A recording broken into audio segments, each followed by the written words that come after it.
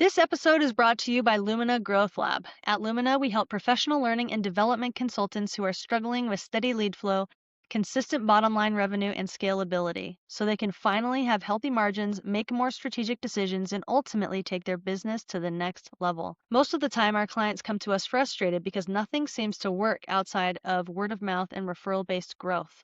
But with the right strategy and support, they're able to confidently add new channels of lead generation that create sustainable revenue and year-over-year growth for cheaper than ever before because of the use of AI technologies. If that sounds like you or someone you know, connect with me on LinkedIn and I'd be happy to have a conversation with you about unlocking your business's potential. Now, let's dive into today's episode.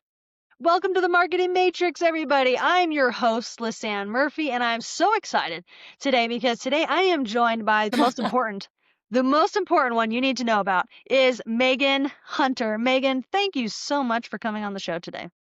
It's my pleasure, Lisanne, and I'm so grateful to be on. And I do have to say right off the top that there is a Megan Hunter, another one in the world, probably more than one, but there's one who's an author. And just a little, like rabbit trail side note.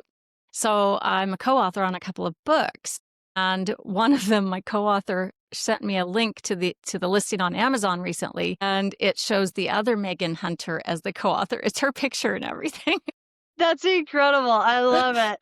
I love it. Oh, well, I mean, that's like kind of lame, but like I'm sure a little Amazon fixie poo can make that happen. Well, let's hope. But yeah, so we're talking to the one you guys need to know. This is the Megan Hunter. I had the pleasure of meeting Megan a few weeks ago and was just really impressed with her passion and her enthusiasm for the work that she's doing in the world.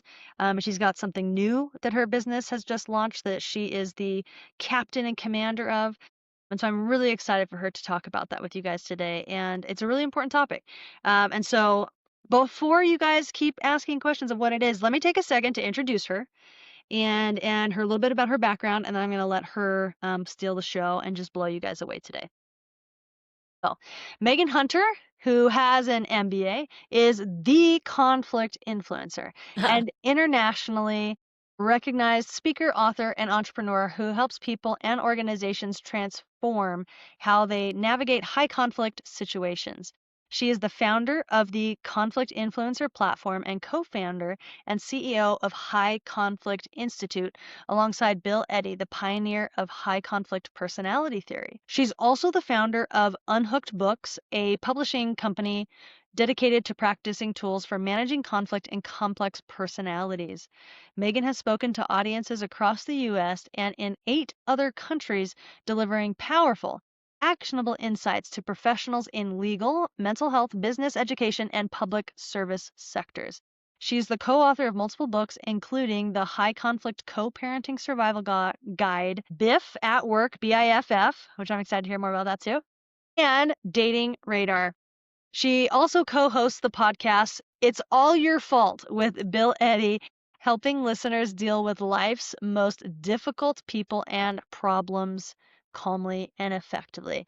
All right, guys, if that doesn't get you excited, then I don't know what will. So buckle up. We're doing this. Everyone give a round of applause wherever you are in your house. Thank you for coming, Megan, to the show today.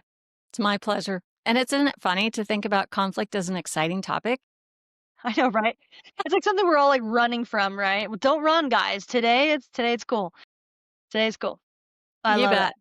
I love it. Okay, cool. So for people who don't know you, and so that the other Megan Hunter knows what's up, give us a background. Like how did you become so passionate about conflict management and understanding that? And so now it's like your life's work. Like tell us that journey. Well, it's kind of funny. You reach a certain point in your career and you realize, why, like you think about why am I in this career? How come I've been kind of driven into it and attracted to it and sucked into it. And so I've looked at my trajectory, and kind of the first stop was as a child support caseworker. And I was in a small town in the middle of Nebraska, very few jobs to choose from after college. So I just kind of took that job because it was available, and quickly realized I enjoyed trying to get moms and dads to agreement in these difficult paternity and child support cases. And I felt like there was kind of an unfairness to the dads because we were extracting money out of them, but we couldn't talk to them about their children and having a relationship with the child. So that led me into thinking about mediation work. So I went to some mediation training, then I did some family mediation training, and then I got interested in a guy. I kind of fell in love and followed this guy to Arizona from Nebraska, and I became the child support specialist for the Arizona Supreme Court, which is it wasn't like a court administrative role. It was a policy, legislation, training the judges, all of those things, managing the child support guidelines review process. My coworker was the family law specialist. And I'm watching her do this kind of blend of working with the courts and judges and the attorneys and all the players in divorce. They all had this common problem, and it was about the psychology of divorce and co-parenting. And it was this common thread of high conflict. So high conflict kind of came out of the whole divorce world, and it seemed that about 10 to 20% of the cases were consuming 80 to 90% of the court's time and resources, and they cost a lot of money, and they were really damaging their kids. And I come in with an MBA background, right? And I'm like, this is nuts. A lot of smart people in the world working on this problem. Why can't we figure this out? So I kind of made it my mission because I'm never content with the status quo. And I found a guy named Bill Eddy who had kind of put the puzzle pieces together about what was driving people into high conflict disputes. And from there, it just, we had conversations, we did trainings, and launched the High Conflict Institute in 2008 because I thought everyone in the legal system needs to understand high conflict. I love that. So is there a difference? Like, do some definition work for me for just a second. Like, what's the difference between high conflict versus like conflict, like in general? Yeah, great question. So, I mean, like we're all in conflict at different points. If you have an argument with your partner, with your parent, with your neighbor, whatever, just that's conflict, right? Probably 90% of conflict, you can let it go, you resolve it, or you don't, but you don't care. You Yeah. can let it go, you can walk Yeah. away, figure it out. Um, then this thing called high conflict is a concept that is really hard for some people to wrap their head around. And it's because we want to think that everybody understands what they're doing in conflict. And we fail to look behind the curtain, so to speak, to see that there are some people, maybe around 10%, who operate very differently. And I like to think of it as they just have a different operating system that's been developing their entire lives. And when it comes to not only conflict situations that they come upon that they don't know what to do, like they have this mindset that things have to go my way or to plan in my head. And if you tell me that I can't do something or you don't agree with me, now it's going to be big conflict. And I'm going to do four things. I'm going to blame you. I'm going to probably lose my cool, unmanaged emotions. Probably going to make a threat. I'm going to do something extreme. And I'm definitely going to be an all or nothing thinker. And it's going to be all your fault and none of mine. So for them, it's this repeating pattern of these four characteristics when things don't go their way. They're also seeking conflict. They're very uncomfortable without it. So I think when people think of high conflict, they might think of yelling and shouting, which it can be, but it's really the key elements are these four key characteristics that just repeat and repeat. Hmm. So would you say like the base of, because I mean this is my own philosophy from my study and some reading that I've done as well as my experience, and so I'm curious from you being the expert on this, like is like the underlying, like, I don't know if issues is the right dynamic. That's the word I'm looking for. Is the underlying dynamic like is it really just a condition of like fear and a lack of safety? Like is that kind of like the base, or like what? Because these are like you said, like those four things you did, like the outward behaviors, that's a cycle, but like what's going on underneath foundationally that's causing that cycle? Right. And why they're so different. So you're spot on. It's fear. And it's fear to a level that's unknown to the person. So that's why I say it's kind of an operating system that's been developing over a lifetime. And because of like we all have fears, right? My fear is driving on black ice. And what do I want to do if I even perceive I'm on black ice is I want to get out of the car. If I can't get out of the car, I want to be behind the wheel. That's because I need to feel back in control because In my control. anxiety has just hit the roof, right? And I'm in fight or flight. Now, the high conflict person also has fears like that, whether it's heights, closed spaces, spiders, snakes, whatever, right? But they also then live their life through a fear lens and it's unknown to them, right? Mm, So it's the same concept. They're in relationships, they fear feeling inferior, perhaps, feeling abandoned by you, dominated by you. That's what the operating system is programmed to do, right? And as soon as that fear is triggered, like, so I have a need to feel superior. If I want to feel okay and in control and low anxiety, I need to feel superior. That second that I feel inferior, like you got the promotion or you are one-upping me or whatever, right? Soon, whether it's rational or not, perceived or not, I need to get back in control because when I'm in fear mode, I'm not in control. So I'm going to do what it takes to get back into that feeling okay, superior, dominating place. And that's probably going to mean it's going to be pretty hard on you. yeah. Oh man. Man, you are like speaking some hard truths right now. For sure. But so good. Like, yeah, something that has been like blaringly becoming obvious in my face in like the personal work that I'm doing and like the conversations that I'm having even with my own therapist is like that she points out to me constantly is she's like, why are you doing X? And it always like literally like 9 times out of 10 it comes down to I'm trying to regain control. I'm feeling out of control in a situation for one reason or another.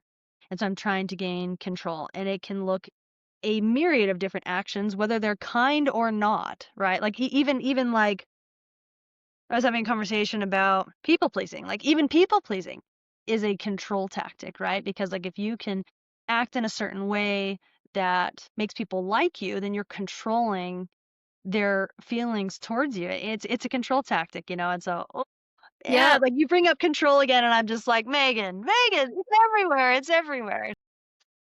I'm right there with you. We're Yeah, all on a journey yeah, so good. figuring I it love it. out. I love it. So give me the lay of the land. Who is conflict influencer for? Like what are you trying to accomplish with this? Like you gave a little bit about your background in terms of how it developed from a law perspective. Like and now you're a private business, right? You're Yeah. so talk about what you're trying to do with it now. So we started in, like you said, in the family legal world, right? Divorce. And we just thought everyone needs this training.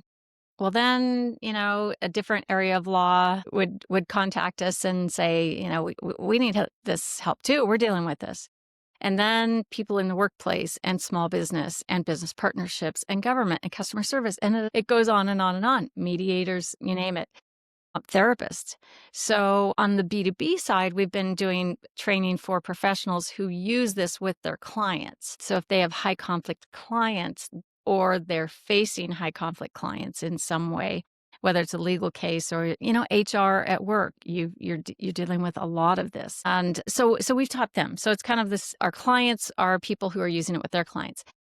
So after all these years, what I realized is, we have a lot of people contacting us for individual help in their personal lives. And it's reached a level that, they come onto our High Conflict Institute website, which is intimidating and imposing, right? Institute. And there's lots of articles written for professionals and training and all that. But they would do consultations and a little coaching, but they needed more. Because when you're in a high conflict relationship, you're you're feeling pretty isolated and alone. And you might read a book and might go to a therapist a little bit. You might all these different one-touch things, but you need some typically longer term help. So I created Conflict Influencer as one place that people can come and get all the help to deal with conflict at any point, whether it's way out here on the conflict spectrum that's really easy conflict, but you just want to get better at it, to the very other end that's extreme conflict where people do feel that it's debilitating, it's chronically distressing. They dread seeing the person, they're exhausted by it. And so I just thought, we need one place for them to come. And I'd started playing around with the terminology conflict influencer 2 or 3, 4 years ago, just as a title of a training. And particularly in the workplace, it comes off much better saying, how to be a conflict influencer rather than understanding and managing high conflict disputes. It was Yeah. way cooler. And the feedback was it made conflict possible, more doable, not as imposing. So I experimented with it. And about a year ago, I started just putting a class out there to see if anybody would take it. And I've run 10 classes at this point, and it transforms lives. That's so amazing. I don't transform lives, but we teach people some skills of how to do things differently and how to communicate differently and how to sit in their own seat of power and not let this high conflict stuff destroy you. Mm, yeah. I love that, and it's so hard, and it like it. What I sorry, I should finish my thought with that. Conflict is challenging, right? Because it just puts you in such a heightened state of not knowing what to do, Yeah. and like conflict has always been interesting to me because like from an academic perspective, like one of my favorite classes that I took in my master's program was a negotiations class.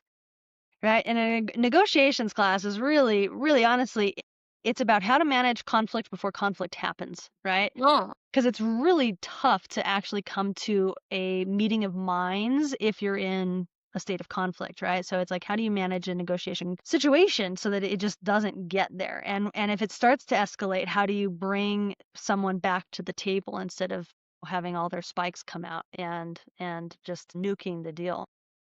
And it was seriously one of my favorite classes I've ever been in. And then also, I went through in my first corporate job out of my undergrad. I did a massive training with Vital Smarts with Crucial Conversations, that book, and loved it. Like really just the understanding of like the difference between like values and positions and really listening and not projecting and just so many cool tools. But at the end of the day, like especially like if it's someone that's close to you or it's a family member, like that like you're connected for life that you can't get away, you know? Yeah.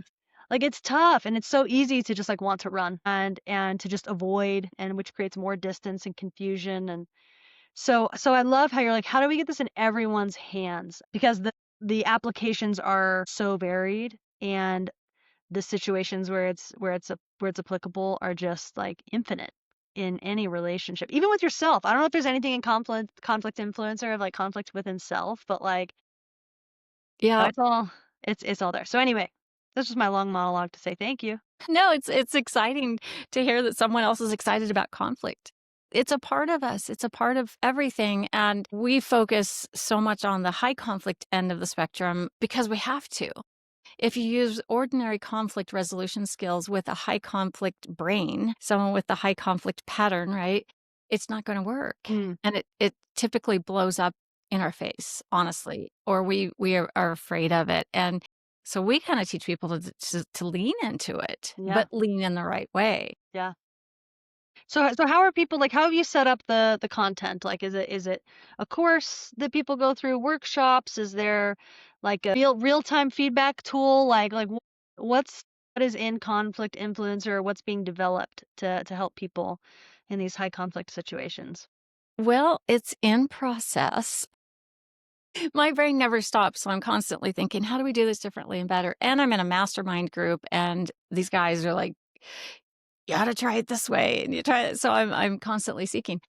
Where we are right now is this class itself has been very successful because it's a group class on Zoom, right? And it's people from all over the world, about 18 to 20 people. And what I've experienced through this is, I'm usually the one talking, but I've learned if I just shut my mouth a little bit, they start helping each other and they learn from each other and they support each other. So the class is kind of an ongoing, it's available all the time. It's like 6-week class, and it's growing so rapidly that I'm having to hire other people to teach the class as well. But we also have an online community in alignment with that. making it one place where people can come.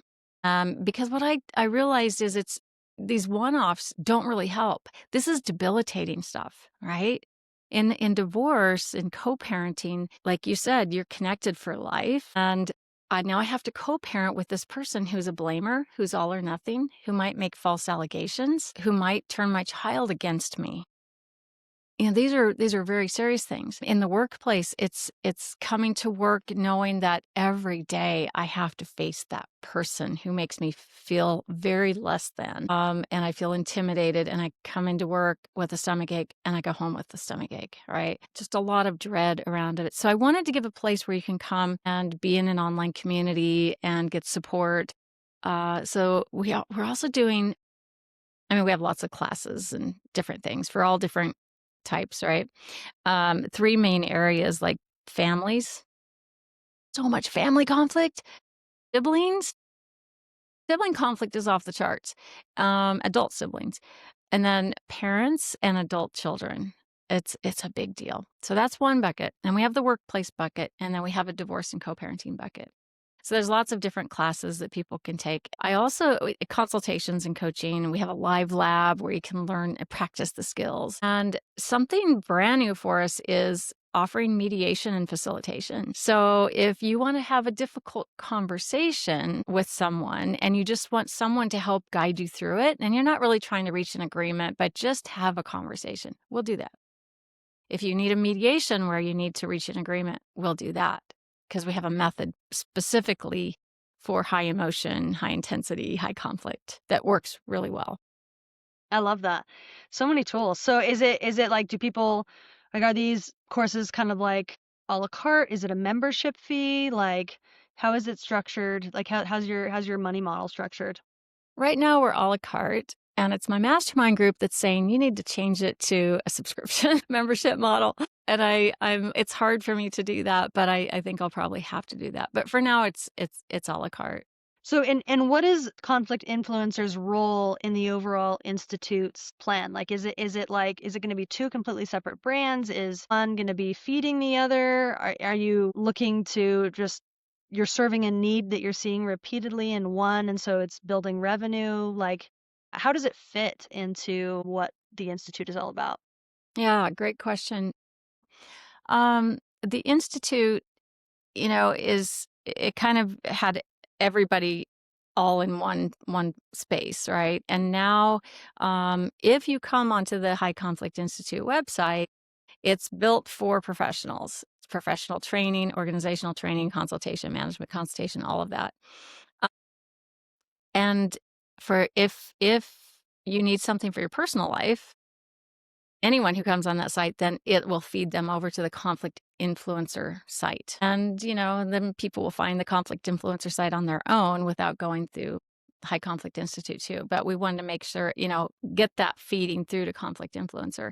Because what we've found, I have this little publishing company too, and it's been such a huge part of the marketing plan overall. Didn't realize it would be this big, but it really is. And they all feed each other in different ways. So there's three different silos under one brand, but one's for professionals, one's for personal, and then the books for Yeah. everything. So it's an ecosystem. You guys you're Yeah. really like, it's a movement you're creating, an ecosystem of like the one-stop shop, regardless of whether you're an individual or an organization or a family, or I would imagine even professionals, right, to come and get the training like you mentioned that you did a while ago. Yeah.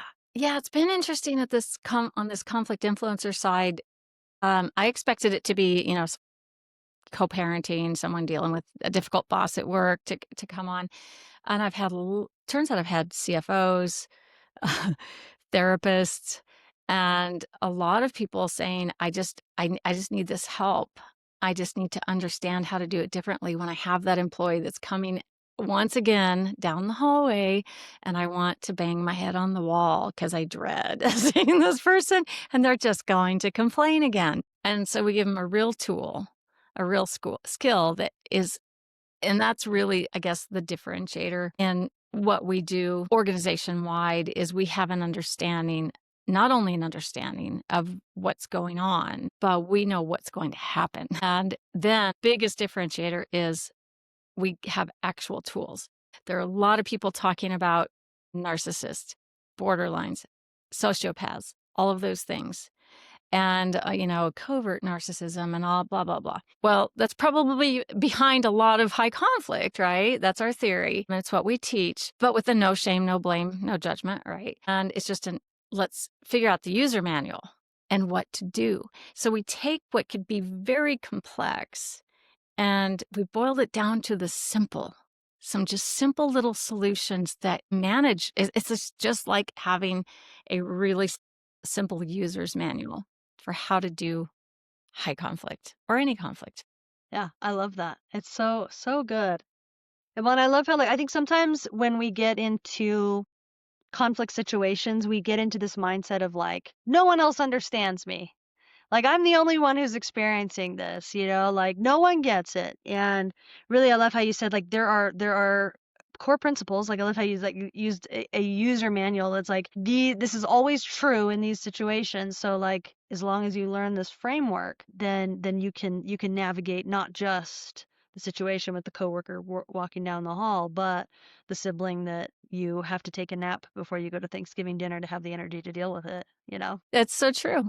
It's very transformational. And so my co-founder, Bill Eddy at High Conflict Institute, he likes to say, there's 7 billion people in the world who need this. We have a lot of work to do, right? Because we have the skills here. And if everyone learned these simple communication skills, it just transforms so much. And if we taught our kids in our schools these very simple skills, Mm. game changer. Yeah, so many levels. I mean, whether it's, student to student, teacher to student, administrator to teacher. I mean, like where there's a relationship, there's a potential for conflict, right? Right. And Right. Right. so, yeah, we And kind where of there's high conflict, there's risk. mm. In terms like in terms of what? Like tell me more. Like in terms of like damaging the relationship or like what? Damaging it, yeah, definitely gonna damage the relationship, but once a high conflict individual who has this pattern of behavior, if you set a limit with them and they don't like it, or they feel dissed in some way, or they feel abandoned by you, different, a few different scenarios, then they're going to react in those 4 key ways: unmanaged emotions, extreme behaviors or threats, all or nothing thinking, and blame. And if you put those 4 together, now that's what you're going to deal with. That's the focus right there. And you're going to be feeling stuck. Like, I don't know what to do with this. And I'm going to react in my normal ways, which is typically defending myself because I've just been blamed, or arguing, or over explaining, or working really hard to do that. You're just talking to the wrong brain when you do that. And it's So let's go back to like you said the little gem where you're like you didn't realize how much the books were a part of the marketing process at the time. What role are the books playing in getting Conflict Influencer and the High Conflict Institute out there? so just having these books in people's hands there's kind of different levels to it. It might be the professional, so it might be a human resource director, manager who picks up one of these books or comes to a seminar and, they read the book and great, right? And that usually draws them into a training of some sort that we provide, or they'll listen to the podcast, whatever. We might have a lawyer who comes to a training or reads a book, and now they're going to buy books in bulk for their clients. So we have some attorneys who require, and therapists who require their clients to read these books before they'll even see them. All right, it's kind of funny, It creates a but base language, right? To like have a conversation with, which mhm. I'm sure is very helpful. Yeah, it's really helpful. So what it's done marketing wise, it's a book that really put us more on the map than anything in a bigger way, which is a therapist friend of mine from Kansas City texted me several months, almost a year ago, and said, you know how I make all of my clients read that Biff for Co-Parents book, right? And I said, yeah. Well, and he makes them, this is really funny, he makes them read it before they come. And if they come to their first appointment without reading it, he'll sit there and read it out loud to them until they agree to read it before the next appointment. It's really funny. So he said, well, one of my clients came in this week and said, he said, remember that book you had me read, the Biff book? The author was mentioned on the Joe Rogan podcast, about one of his other books. I was like, "Really?" Look, ears perked right up. I mean, that's kind of a big deal. So I went in and listened, and it was Joe Rogan interviewing, Andrew Huberman from the Huberman Lab, also a big podcast. And Huberman was telling Joe Rogan about this book called Five Types of People Who Can Ruin Your Life by Bill Eddy, and just about all the stuff that we're talking about. So we contacted Dr. Huberman's publicist or his whatever, and Bill Eddy got on that podcast. That is so rad. I love Andrew Huberman Yeah, and Joe yeah. Rogan. He's And so amazing. He's that's a smart fantastic. guy. I I love know, it. I know, and just the backstory behind it is fun, right? Yeah, And that's so that's fun. marketing. That's a book that went here, that went here, that went. I love it. So and you mentioned this mastermind a couple times that you're in, and this is a new arm of the business. So, like, tell me about some of the things that are just rolling around in your brain that they're hoping your brain's gonna figure out when you go to sleep at night and wake up with a brilliant idea. Like, what are the pieces you're trying to figure out right now for conflict influencer? Such a great question. So I have this book right beside me called Expert Secrets, and my couple Russell guys in Brunson. yeah, it's great. Yeah, it's a fantastic book. I've listened to it now. I have the hard copy, and I'm trying to kind of figure that all out. And you have to sit down and really think about it. Just today, a couple hours ago, I had a 3-hour mastermind meeting, and mine is the group I'm in is called Impact Delivered, and we're all impact people. So we really like to help people transform their lives. And I'm in there with some brilliant guys. They're just phenomenal. So the problem that I expressed to them today that I'm having, or the opportunity that I'm having to solve is that question about membership versus a la carte. And that plus after reading Expert Secrets, it's like I've got to go out and be on social media a ton, and I have to build this whole thing, and I have to do it, and I have to keep it up, and it's making my head hurt, and I don't want to do it. So that was my question to the group today. The guy that's, you know, m- could take my business and he could make it just explode. He's very high level. He said, "Well, by the look on your face, you're never going to do social media, and you don't have to. Expert Secrets is fine, but maybe it's not for you.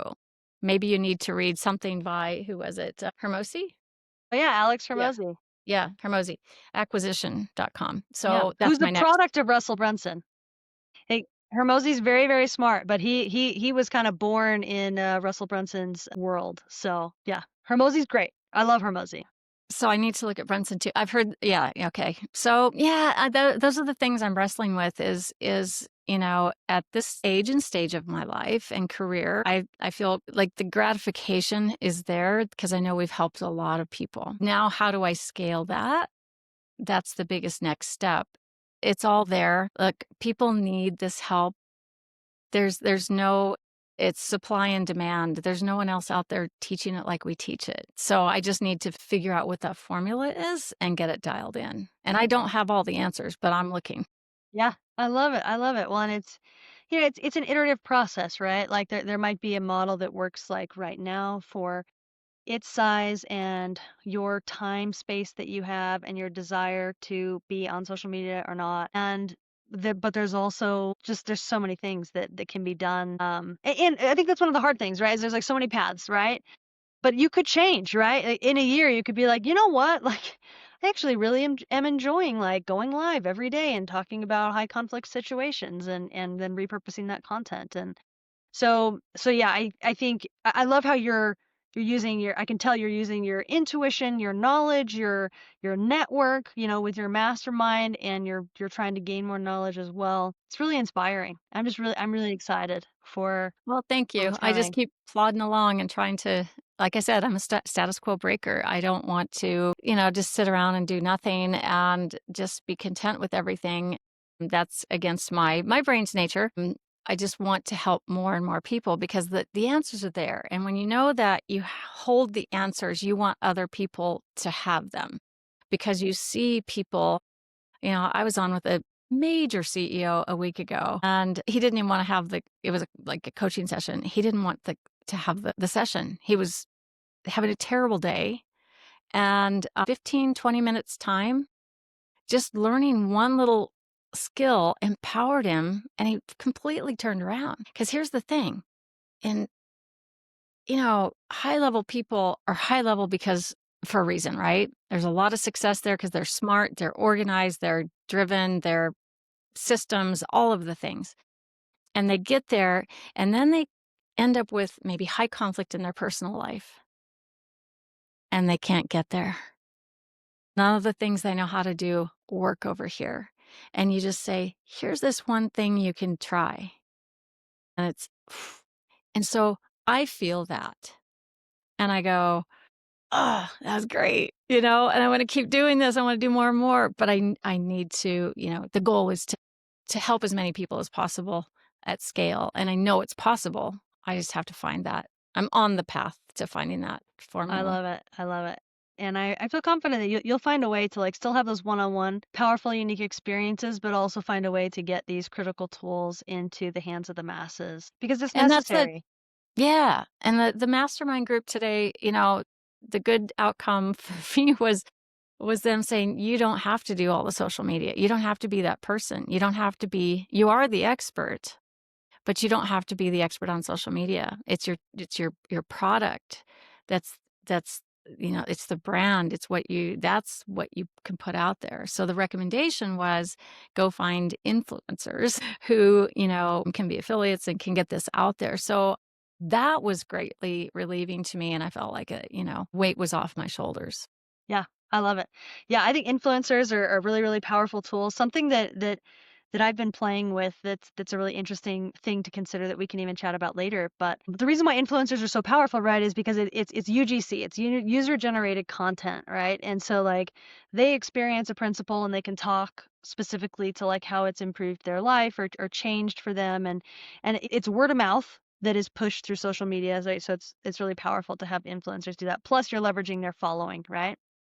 But you can also like there's a new thing right now, it's called AI UGC generated content, where you can use AI to generate user generated content that then you can use as ads to push out so that you're not the face and AI is creating, and it's very, very lifelike, and the good thing is that, and in my opinion, it's worth a test, right? Like Yeah, some yeah. brands it works better for than others.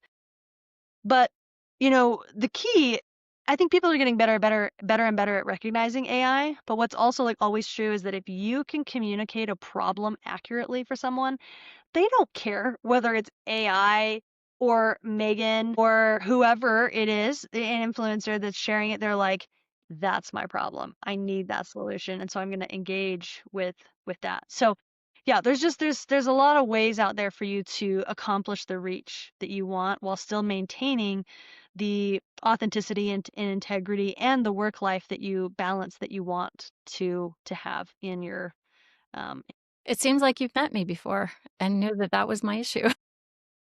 I love it. Well, I'm the same way. I'm very, very much the same way. I've always had a hard time with putting myself out there on the socials consistently. And it's a tough thing because I feel this pull and this desire to make an impact and to change people's lives. But to be a slave to an audience, to be a slave to the camera just sounds awful. And so it's like, for me, it's always like, okay, like where's the balance between like making the impact that I feel I'm capable of versus like selling my soul in the process and like so like can you have impact and happiness? Like let's figure that out, you Let's know? dial that in. So Because anyway, you could probably talk. that's how I feel it and experience it. Yeah. Yeah. Yeah, it's same, and, you could probably talk all day, like, you and I could sit here and talk all day about marketing and business and process and strategy and conflict and all of it, but to look at that camera on our own and have to be that face out there day after day, I don't have it. I don't want it. So, my face changed significantly in my group meeting today when I realized I don't have to do that, and I can get clever in the ways like you're talking about, right? Uh, leverage other things. I love it. So good. Well, Megan, like you said, we could talk forever and ever, and I'm looking at the time and I'm like, wow, I can't believe how much time has gone by already. But I'm it a has been, talker. we're both talkers. It's been an absolute joy and a pleasure having you on the Marketing Matrix today. So thank you so much for bringing your life experience and your heart and your passion and your dreams and your desires and your frustrations and all of the everything that you brought onto the podcast today. It really has been an absolute joy to have you. Thank you. Thank you. That makes me happy. So thanks for having me on. Of course. So for people that want to get in touch with the conflict influencer or follow your journey, tell us how they can get in touch. Well, we're pretty easy to find, conflictinfluencer.com and or highconflictinstitute.com. You can get to both places either way. I'm on all the socials and I don't, as we talked about, I don't do tons of social, but I'm on LinkedIn and all the places. So Awesome. Okay, guys, well, I'm going to drop those links below this episode in the episode notes so you can go ahead and just click to those things directly. I hope you take advantage of the resources that the conflict influencer has, because if there's one thing that we all share in this life, it is that we will all have some sort of conflict at some point. So let's have that conflict bring us together instead of apart. And thank you so much for being a part of that. So thanks for coming, Megan. thank you.